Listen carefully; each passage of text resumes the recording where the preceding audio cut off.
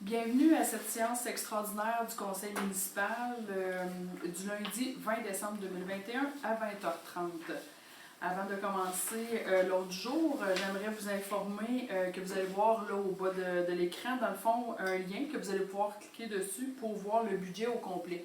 Donc, je vais en faire là, la lecture de façon plus rapide. Donc, si vous voulez vraiment prendre connaissance de tout le budget complet, n'hésitez pas à cliquer sur le lien au bas de l'écran.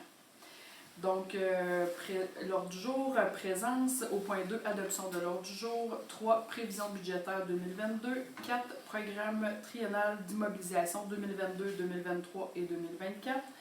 Au point 5, période de questions portant exclusivement sur le budget ou le programme triennal. Et le point 6, levée de la séance.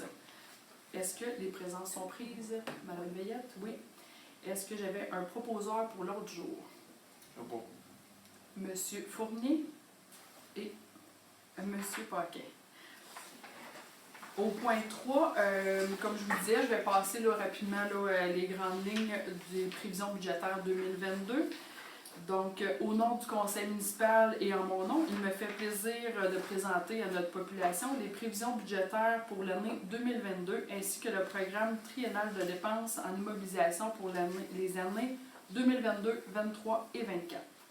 Les dossiers que le conseil municipal entend prioriser et mettre de l'avant pour l'année 2022 sont, en collaboration avec la Corporation de développement économique, effectuer une étude d'avant-projet pour la réalisation du centre de valorisation des aires protégées.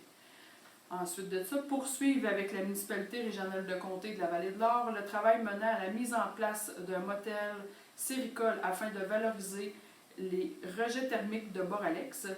Finaliser les travaux de conception d'un projet de réfection de conduite sur plusieurs tronçons de rue dans le cadre du programme Fonds pour l'infrastructure municipale d'eau et débuter les travaux. Supporter le Club Optimis dans la réalisation du parc à jeux d'eau au Parc Optimis. Participer avec la Corporation de développement économique du déploiement de la stratégie d'habitat 2025 afin de développer des projets résidentiels. Continuer à supporter la fabrique de la paroisse Saint-Paul afin de consolider le patrimoine bâti qu'est l'Église et d'en faire un lieu multifonctionnel principalement dédié à la culture. Continuer la collaboration avec le Centre de services scolaires de l'Orée-des-Bois pour l'implantation du guichet unique et développer les différents plateaux disponibles au complexe sportif à l'air. En collaboration avec l'équipe de Santé-Thérapie, continuer le développement de l'aménagement du site du Mont-Bel. Supporter le Centre d'entraide et d'amitié autochtone dans son projet d'aménagement de lieux d'hébergement dédiés à nos aînés. Remplir nos obligations auprès du ministère des Affaires municipales et de l'Habitation et procéder à l'installation de compteurs d'eau dans les industries, commerces et institutions. Faire une étude d'avant-projet pour une mise à niveau des installations au garage municipal, ainsi que plusieurs autres projets municipaux qui permettront d'améliorer l'efficacité de la ville, son attractivité et les services aux citoyens. Le logement sera un dossier d'action prioritaire en 2022, tant au niveau de la disponibilité que sa qualité. C'est un budget équilibré de 7 521 813 que nous vous présentons ce soir, soit une augmentation de 2,8 comparativement à celui de 2021 qui était de 7 316 125 $. L'augmentation du budget est due principalement à des projets réalisés dans la dernière année, notamment l'acquisition d'un camion incendie, ainsi que la réalisation de la nouvelle piscine au complexe sportif à l'air. L'année 2022 est la première année d'un nouveau rôle d'évaluation foncière qui a été déposé le 1er novembre 2021. L'ensemble des valeurs a progressé de 14,4 %, ce qui permet à la municipalité d'ajuster ses taux de la taxe foncière qui touche des différents secteurs. Le changement le plus significatif se trouve sur le taux du service de la dette qui diminue de 0,10 passant de 0,69 à 0,59 $ par 100 $ d'évaluation. Aucune taxe de service n'est touchée pour le secteur résidentiel. Au global, pour une maison moyenne évaluée à 120 580 $, les changements apportés à la taxation représentent une hausse de 26,52 $, soit une augmentation de 1,1 %.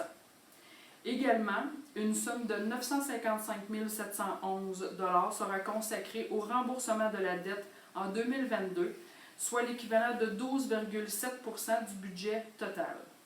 Au 31 décembre 2021, la dette à long terme s'élèvera à 8 665 100 $, soit une diminution de 183 100 $ par rapport à 2020. Comme vous le savez, l'année 2021 n'aura pas été de tout repos, encore en pandémie, une année d'élection et une perte de services de santé due à la fermeture de notre urgence 16 heures par jour. La population est mobilisée plus que jamais afin de faire valoir ses droits, d'avoir des services de proximité pour se sentir à nouveau en sécurité dans le milieu de vie qu'elle a choisi.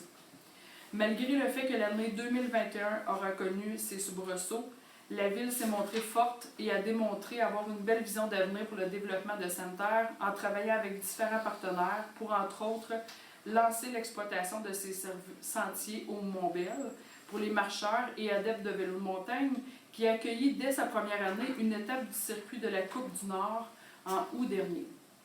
Et un autre dossier qui a certainement retenu l'attention en 2021 est sans contredit le complexe sportif à l'air avec sa nouvelle piscine qui rend les citoyens bien fiers de cette belle réalisation. L'année 2022 sera une année de grande séduction et entourée de belles collaborations afin de travailler sur l'attractivité de Sainte-Terre pour améliorer l'offre d'habitation, favoriser l'intégration des nouveaux citoyens et tout ça dans le but de venir combler différents postes au sein des commerces, entreprises, industries et organisations de notre milieu. Ceci faisait le tour de nos prévisions budgétaires 2022. Est-ce qu'il y aurait un proposeur? Madame Allaire et Madame Trottier, secondaire. Au point 4, programme triennal d'immobilisation 2022, 2023, 2024. Pour vous expliquer un peu les grandes lignes, dans le fond, c'est un programme qui a un budget de 27 315 000 $. Les grandes lignes, dans le fond, c'est beaucoup des travaux qui vont être faits là, au niveau des rues pour la 8e avenue. Ensuite de ça, au niveau de la rue principale et tous les rues adjacentes, en tout cas à la rue principale, et un projet également de réfection du garage municipal. C'est un projet qu'on est en train de travailler sur ça. Donc, ça fait les grandes lignes un peu du programme triennal de dépenses en immobilisation. Est-ce qu'on aurait un proposeur? Madame Perrier et un secondaire, Madame Pelletier. Donc, au point 5, période de questions portant exclusivement sur le budget ou le programme triennal, on n'avait pas reçu de questions. Et point 6, levée de la séance. Je vous rappelle, n'oubliez pas, si vous voulez avoir tout le contenu du budget, vous pouvez cliquer sur le lien que vous avez vu apparaître. Et on vous invite à communiquer avec l'administration de la Ville si jamais vous avez des questions, ou vous avez des suggestions, peu importe à faire par rapport au budget, bien, vous êtes les bienvenus et on vous souhaite une belle fin de soirée. Merci.